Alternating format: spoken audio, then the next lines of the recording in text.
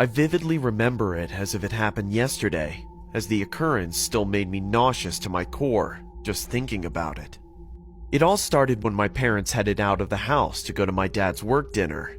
They usually hosted these types of events occasionally, or at least when someone from the firm had retired. I personally enjoyed it when my parents left the house to head to special occasions like this, as I didn't have to hear the constant nagging of household chores needing to be done.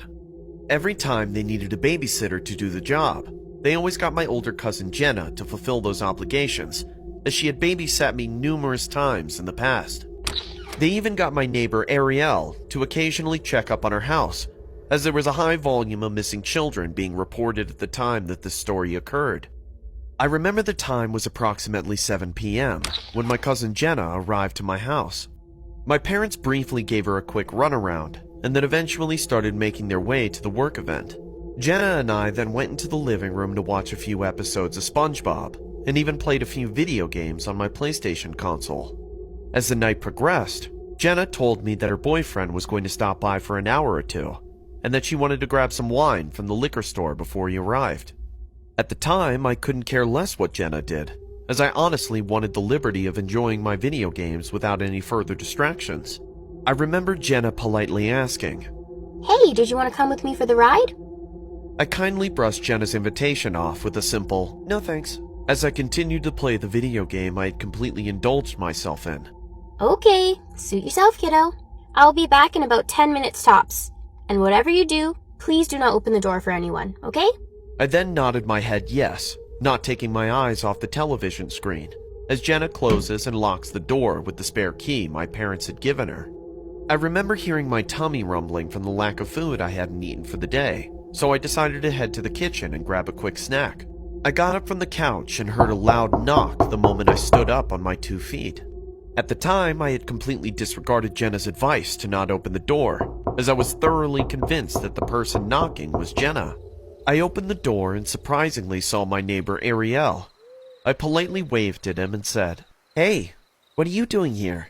"Josh, where did your cousin go?" "I don't know. She just went to the store to buy something." I was a little taken aback, as I could visibly see him sweating profusely, almost as if he had come from a workout. He then frantically said, "When is she coming back? And why did she leave you home alone?" I don't know. She said she'd be back in about 10 minutes or so." "Touch it."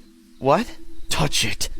I want you to touch it, or else I'm going to tell your parents that you answered the door for a stranger. Now touch it." At the time, I was too young to comprehend what was going on, so I said, "Touch what?" That's when my cousin began to pull into the driveway and immediately rushed to our front porch, as she assumed something was wrong due to my neighbor's appearance. "Guys, what's going on?"